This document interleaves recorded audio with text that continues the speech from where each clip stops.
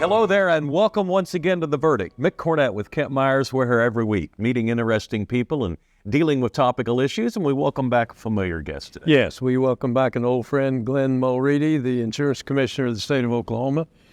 Glenn is doing a grand job, and the voters obviously think so because he got reelected for another 4-year term just Almost unanimously. Well, yeah. Now, his opposition was non-existent. That's right. But nevertheless, his performance has been spectacular, and we want to find out what's going on in the insurance business.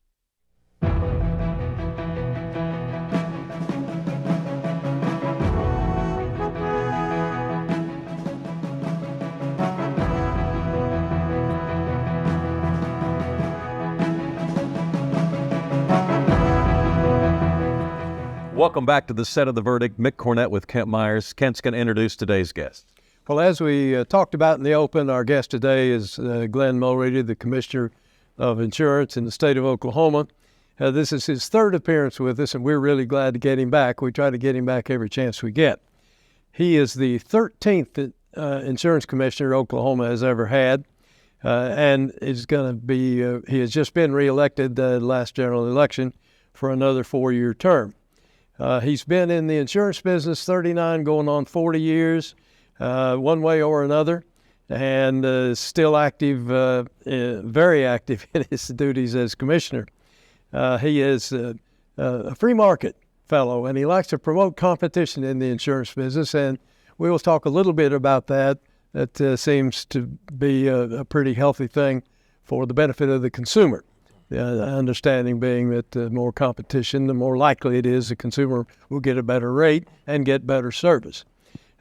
He spent 8 years in the House of Representatives from the northeastern part of the state, the Tulsa area. And Glenn, we're really glad to have you back. Thanks very much for coming to see us. Of course. Yeah. Thank you for having me. Sure. How are things going? Things are going well. Yeah, I mean, we've got a lot going on at the Oklahoma Insurance Department. You know, we've got about 125 dedicated employees that are helping protect consumers. That's our number one priority. Looking to grow the insurance industry in our state and bring, as you just mentioned, Kent, more competition. So things are going quite well. Insurance business has been around a long time. I mean, hundreds and hundreds of years. Yet there's always new things. Who sits around and thinks of new things to be involved with in the insurance agencies, and that it forces you to have to oversee another new thing? Yeah, and it is a lot to keep up with, you know, as you come up with new ideas and figure out how to optimize creativity and advancement, yet regulate that, you know. And so, we're seeing a lot in the InsurTech space. So what is that? Well, really technology companies. In fact, you know, some of our offerings right now on individual health insurance to our consumers here in Oklahoma are formerly technology companies that have kind of moved into the health space. You never used to see that before. Health insurance space previously was companies you saw big TV ads and big names that you would recognize and those logos you would recognize every day. But we're seeing a advancement of some smaller tech companies that are moving into that space, which again brings more choices to Oklahoma. Let me ask you this as a general proposition. I'm sure the answer would perhaps be different when we broke it down by particular line of insurance. But do we generally in Oklahoma have an adequate number of insurance companies doing business here for our citizens? Yeah, I'm one who always wants more, always wants more choices, and always wants more creativity and innovative products to be offered. And I don't think every state can say that, but we have built a good reputation around that sort of thinking. In the property and casualty world, we have over 100 companies offering homeowners insurance out there for Oklahomans. We have well over 100 companies that are licensed to sell auto insurance. It's a good amount of choices. Now, when I came into office, we had one health insurance company, individual health insurance company being offered to Oklahoma consumers.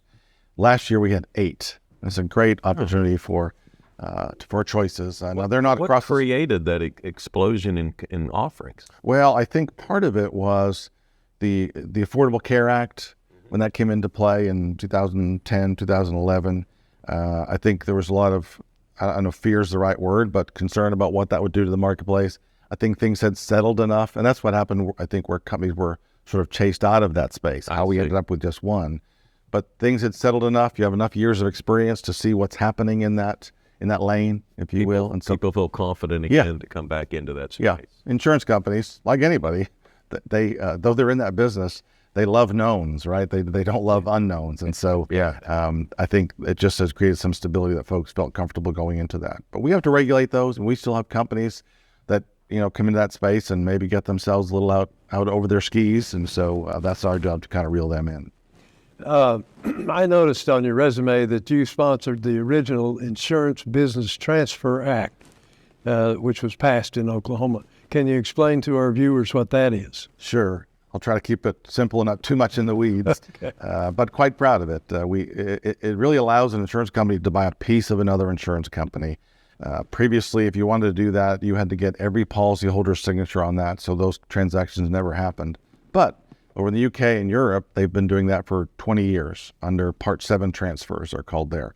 We modeled our legislation after that and rolled out our rules. And, within the last 2 years, we have completed 2 transactions. Now, those have to go through an independent expert, typically an actuary who is reviewing all of that.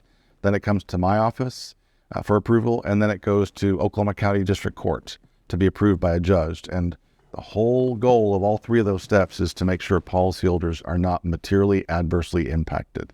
That's the language. And so for the first time in the history of the United States, we have completed 2 of those transactions here in Oklahoma.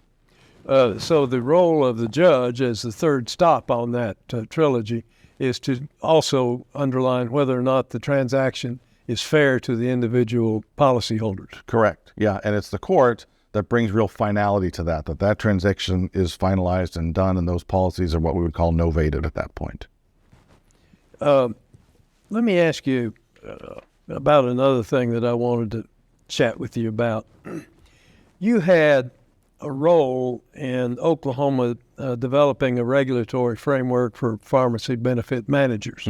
What was that? Can you, first of all, remind our viewers what a pharmacy benefit manager does? PBM. Yeah. Yeah. And then take it from there. Sure. So PBMs are really the go-between company between health insurers, and that may be an insurance company whose name you might recognize, but it also may be a large employer.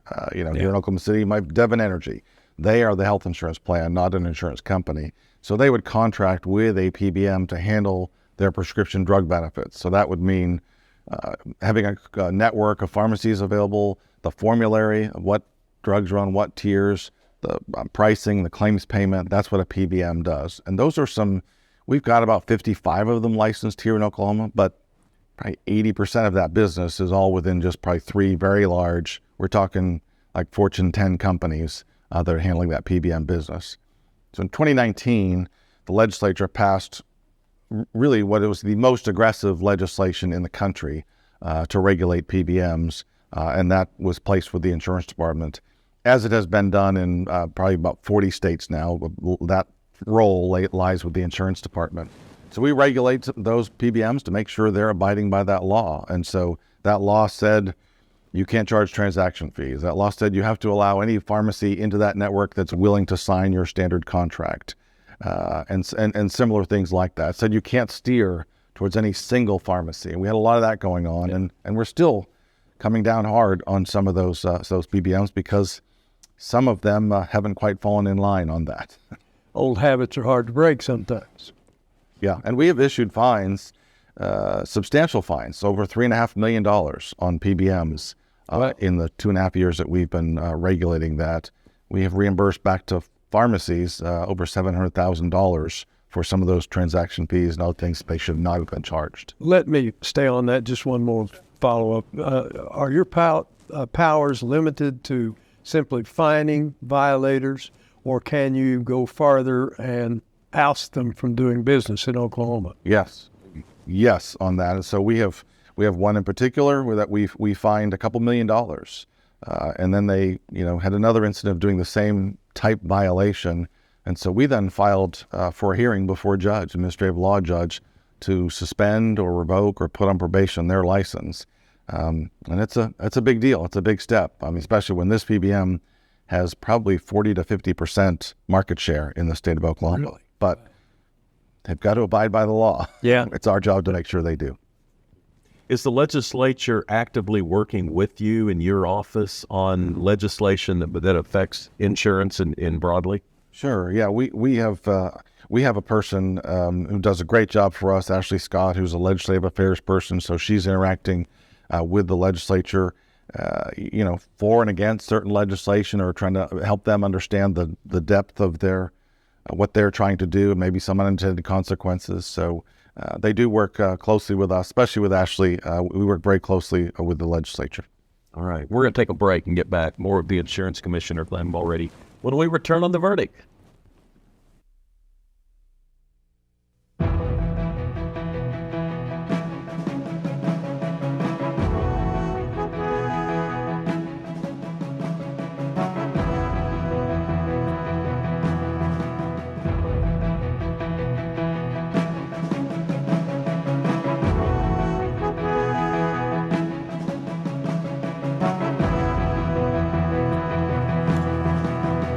Welcome back to the set of The Verdict. Mick Cornett with Kent Myers, and our guest is the Insurance Commissioner, Glenn Mulready. Glenn, if a consumer has a problem with an insurance company not paying off when they think they should, what recourse do they have, and does your office get involved in situations like that? We absolutely do, and I'm so glad you asked that, Mick, because a lot of folks don't know that we have that service available. And so we have a consumer assistance area. We have folks answering phones all day, every day. They handle about 15,000 calls a year. And it could be, a health insurance claim that's not being paid. It could be a car wreck, a roof claim, a trip insurance, anything to do in our space. And so they could go to our website and scroll down the bottom, click on a box that says file a complaint. It's a short form, contact info, little space for narrative. And then our folks go to bat for them. And, we're quite successful with that. Not always, because sometimes the insurance company's right in denying a claim. But those folks know the contracts, they know our laws, and can hold the insurance company's feet to the fire on those issues. Let me follow up on that. I have practiced law here for a long time, and many occasions I will get a call from a prospective client that has a beef with an insurance company and want me to take care of it for them. My advice has generally been, and it's worked out well for a lot of reasons, that I tell them to call the insurance department and make a complaint about it's not a crazy complaint, they have a viable complaint, but they'll get better service out of the insurance department than they will out of me or lawyers in general, I think, by going straight to the regulator. And that I've had clients call back and say, that worked out. They really took good care of me. So you're to be congratulated on that. Well, yeah, thank you. And one of the first things I did when I came into office, as I turned over rocks, as I like to say, and asked a lot of questions, was on this issue. And the law, when I came in, said that when we contact that insurance company, they have 30 days to get back to us. Well, that just seemed like a long time to me. I'm realizing, as I told my team, their first call is not to us. I mean, this is a frustration call. They're at a certain level of frustration, and we need to expedite that more. And so we surveyed the rest of the country and regionally, and indeed, we were an outlier. We gave more time than any other state in our area for those to get back to us. So we went to the legislature and had them change that law to kind of shorten that time frame. And so to hopefully help those consumers more. Again, just the point being, their first phone call isn't to us. This is a second or third, fourth, fifth conversation they're having on their issue, their problem. Back in April, serious storms came through the area, damaged homes and property, and took lives. How does your agency get involved when something like that happens? Yeah, in fact, Mick, I was in Shawnee last week with Mark Gower, the head of our director of our Oklahoma Emergency Management area, and we work very closely with him, and we have someone on our team connected with that. When things reach a certain point, they're engaged in that conversation. We're at the table, the insurance department. I like to talk about us as being second responders, not first responders. We sort of come in typically really a couple weeks later when folks are having some problems with a claim or an adjuster hasn't been out to their house, because we also we regulate adjusters as well, insurance adjusters. So we're involved in that. We were down yesterday. They have these, typically after a disaster like that, they have a multi-agency resource center. So the idea is you bring together all these different agencies, the Red Cross, the others, and Oklahoma Insurance Department. So folks can kind of take care of a number of things all in one spot.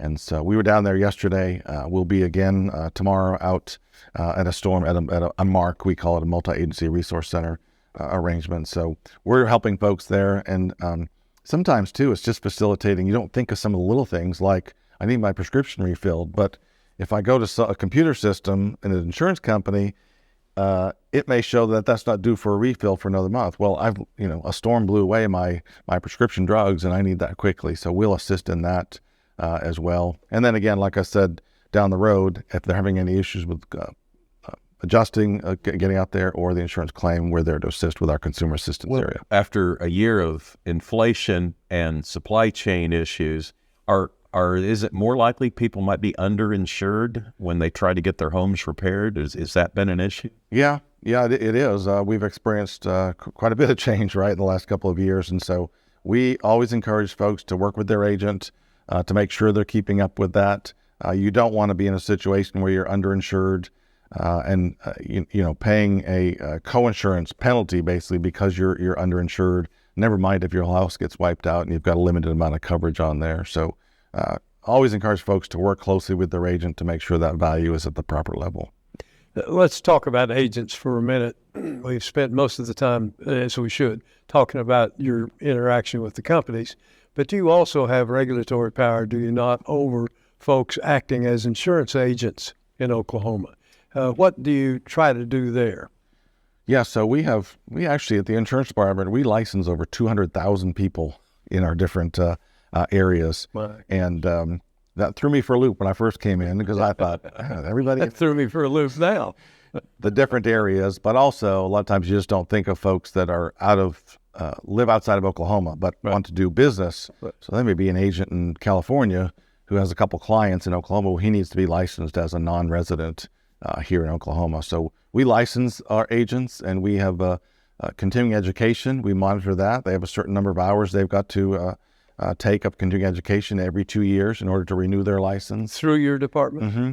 Yeah, well, let me be clear. We approve the CE. Yeah. We're not doing the instructing of the CE. Yeah. So courses get submitted, and we approve those or disapprove those or make sure they tweak those to be appropriate. But that's a big part of our role as well, is licensing, CE, and that's true of other areas we oversee, like bail bondsmen. People don't know the insurance department oversees over 500 bail bondsmen here in Oklahoma, but we license and continue education there as well. What is the size of your annual budget, and where does the revenue come from to operate your agents? Yeah, so we are just short of $20 million is our budget. We are what we call a non-appropriated agency, so we don't receive any money from the state of Oklahoma in the legislature in their annual budget and appropriation process. We don't take any money from them. In fact, we send up about $300 million through our office to the legislature. Now, 55% of the premium tax, which is about $150 million, goes to our public safety pensions. So our fire and police pensions, well into $150 million is coming through our office for their pension system. Wow, that's a bargain for the citizens. Yeah, I think so. A lot of people don't realize the volume that comes through there and what that's funding. What does your organization, your department do to create job growth? So we're focused on a couple of areas. Again, I'm a free market and competition. I think the free market, decreases cost, increases efficiency, promotes innovation, that sort of thing. And so we have tried to be a very responsive agency, and I think we've done a good job in my first 4 years of having a reputation nationally of being a good department to do business with. If you send in something to us, you want to offer new products in our state, we're not going to sit on that for 6 months, for a year. We're going to be responsive. And I told my team when I came in that I want us to do our due diligence. We need to dot our I's and cross our T's and check those boxes, but I want us to be known as a responsive agency, and even launched a silly campaign when I first came in of how do we get to yes? So let's do our part. How do we get to yes? Got about a minute left. What do people not know about your agency that you'd love for the viewers to know or to learn more about? I think most folks don't understand the breadth of of our agency, of the department. As I just mentioned, bail bondsmen.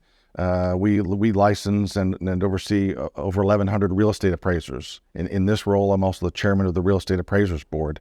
We have our monthly meeting tomorrow, actually. And then along with those insurance agents and brokers and the companies that are doing business here, we have about 70 companies that have chosen to domicile in Oklahoma that we are responsible to not only license them, but oversee their financial solvency, making sure that they're making wise decisions with their money so that they are there when folks have a claim.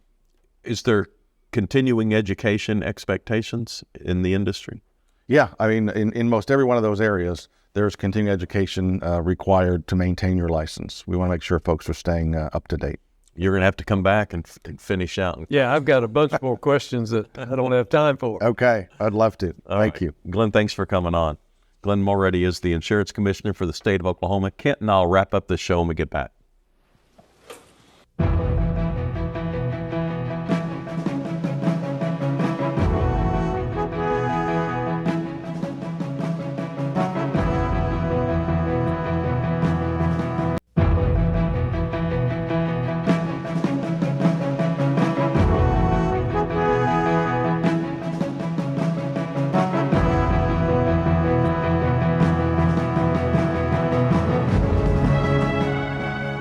Welcome back to the Set of the Verdict. We're wrapping up the show with Insurance Commissioner Glenn Mulready. Yes, Glenn was very kind to come on and gave us a lot of good information. I was startled at the relatively few number of his employees that he has to accomplish so many tasks and do it so well.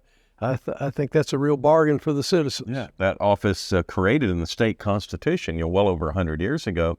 And you can imagine how it has had to evolve with the 21st century today and technology. And Glenn and his co-workers there are certainly to be applauded for doing such a good job. We appreciate him coming on the show.